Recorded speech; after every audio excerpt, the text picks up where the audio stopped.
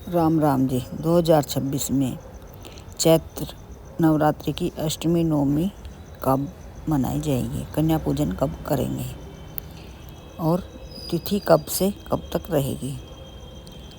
चैत्र नवरात्रि की महाअष्टमी 26 मार्च गुरुवार को दिन कन्या पूजन किया जाएगा और 27 मार्च शुक्रवार को महानवमी मनाई जाएगी। अष्टमी तिथि 25 मार्च को दोपहर 1:51 पर शुरू होकर 26 मार्च को सुबह 11:48 तक रहेगी। वहीं नवमी तिथि 26 मार्च को सुबह 11:50 से शुरू होकर 27 मार्च को सुबह 10:08 तक रहेगी।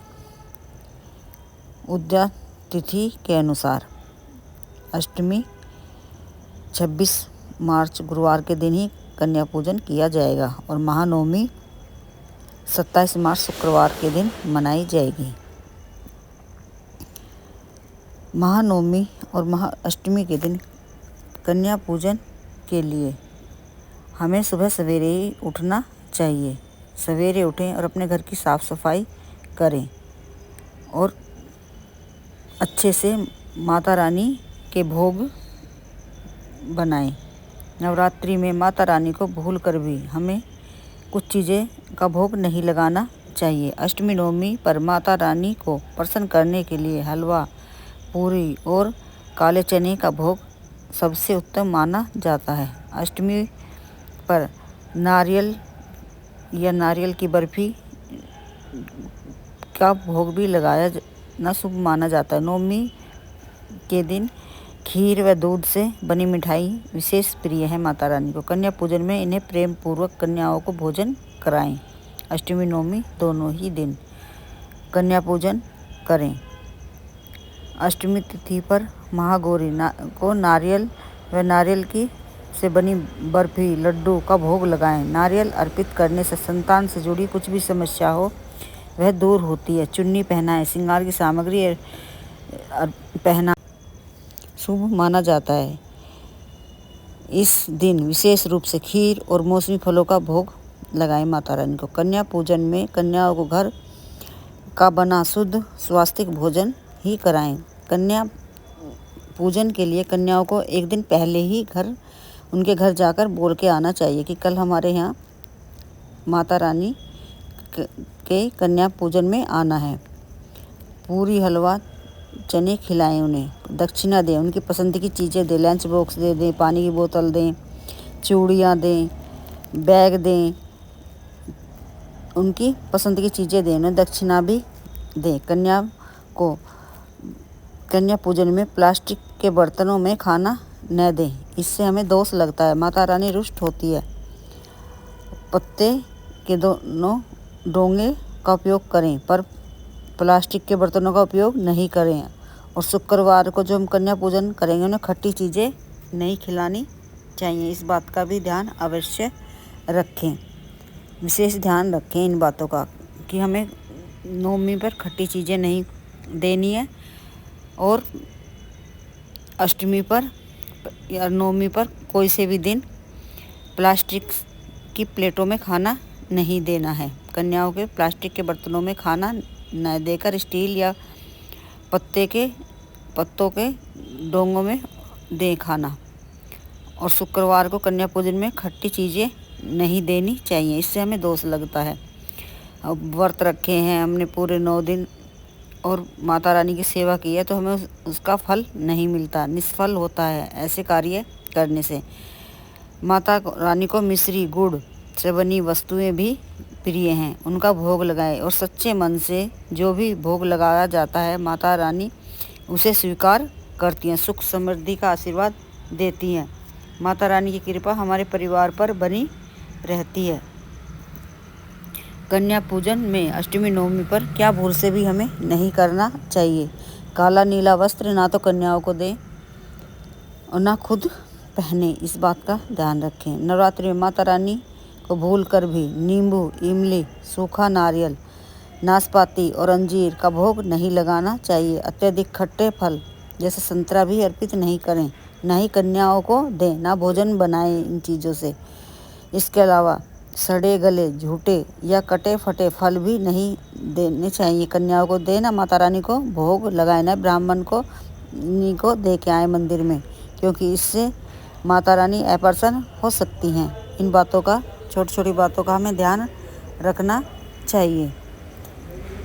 अशुभ फल माने जाते हैं ये, जैसे नींबू है, इमली है, सूखा नारियल है, नाशपाती, अंजीर बहुत खट्टे हैं, इन्हें हम अशुभ फल कहते हैं। इनका भोग हमें माता रानी को नहीं लगाना चाहिए, न ही कंजकों में बांटना चाहिए। इस बात का ध्यान हमें अवश्य रखना चाहिए।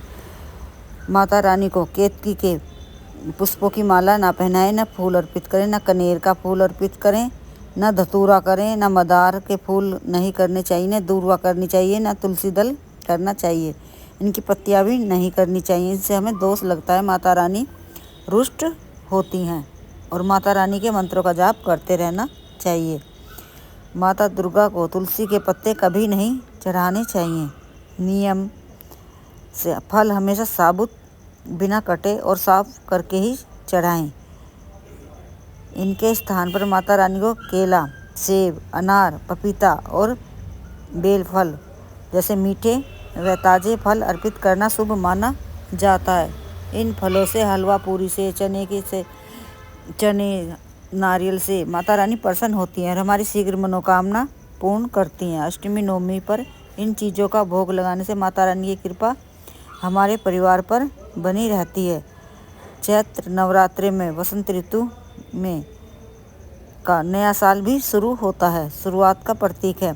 यह आत्मशुद्धि और शक्ति के प्रति भक्ति का प्रतीक है। त्योहारों में बुराई पर अच्छाई की विजय होती है। रामनवमी 27 मार्च 2026 में भगवान राम के जन्मदिन के साथ ही समाप्त होता है यह त्यौहार भी। और अष्टमी नवमी पर कन्या पूजन पूर्ण नियम से हमें करना चाहिए। श्रद्धा से करें तो माता रानी की कृपा मिलती है। माता रानी को 3 फल अवश्य चढ़ाएं। पूरे नवरात्रों में किसी भी दिन हम चढ़ा सकते हैं। फल चढ़ाते समय माता रानी के मंत्रों का जाप करते रहना चाहिए और अपनी मनोकामना दोहराते रहना चाहिए। 1 पान का पत्ता लें, बेल का फल चढ़ाएं, अनार चढ़ाएं, केला चढ़ाएं, मिश्री चढ़ाएं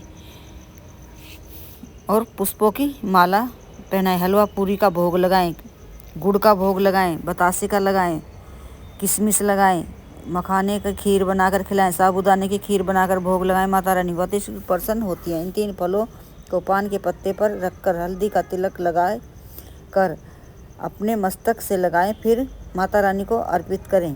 ऐसी मान्यता है, इससे माता रानी अतिशीघ्र प्रसन्न होकर हमारी इच्छा पूर्ण करती है। माता रानी की कृपा हमारे परिवार पर बनी रहती है। अष्टमी नवमी पर और इन 9 दिनों पर माता रानी की पूजा करने से हमारे रोग कष्ट सब दूर होते हैं, दरिद्रता दूर होती है। माता रानी की कृपा हमारे परिवार पर बनी रहती है। माता रानी की कृपा पाने के लिए अष्टमी नवमी पर विशेष शुद्धता से और स्वास्तिक भोजन बनाकर छोटी कन्याओं को खिलाएं। उन्हें खट्टे फल नहीं खिलाएं, उन्हें काला नीला वस्त्र ना दें, उन्हें नुकीली चीज़ भी ना दें, जैसे पेंसिल, कैंची, चाकू, ऐसी चीज़ें भी नहीं दें। चमड़े की चीज़ें भी हमें कन्याओं को गिफ्ट में नहीं देनी चाहिए। इससे भी माता रानी क्रोधित होती है और हमें माता रानी के क्रोध का सामना करना पड़ता है। ऐसी गलती भूल से भी नहीं करनी चाहिए। माता रानी को प्लास्टिक के बर्तन में भोग नहीं लगाना चाहिए, न ही कंजकों को खाने के लिए देना चाहिए। इससे भी माता रानी क्रोधित होती हैं।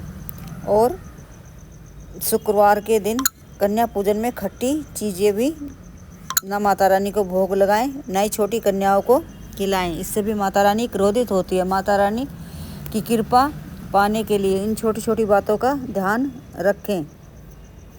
और माता रानी की जो हमने 9 दिन तक फूल मालाएं चढ़ाई हैं और राख है, धूप बत्ती है, वे सभी एक पन्नी में रख लें और नवमी तिथि पर शाम में रख लें एक जगह पन्नी में बांधकर। 10वीं तिथि पर जल प्रवाहित करें, किसी भी बहते हुए जल में प्रवाहित करें। जो भी टूटा फूटा कुछ सामान है, तस्वीरें हैं, जैसे कटे फटे कुछ वस्त्र हैं माता रानी के, चुन्नी है, उन्हें हमें जल प्रवाहित कर देना चाहिए और माता रानी की प्रिय चीज़ों का ही भोग लगाएं। छोटी कन्याओं को दक्षिणा अवश्य देनी चाहिए।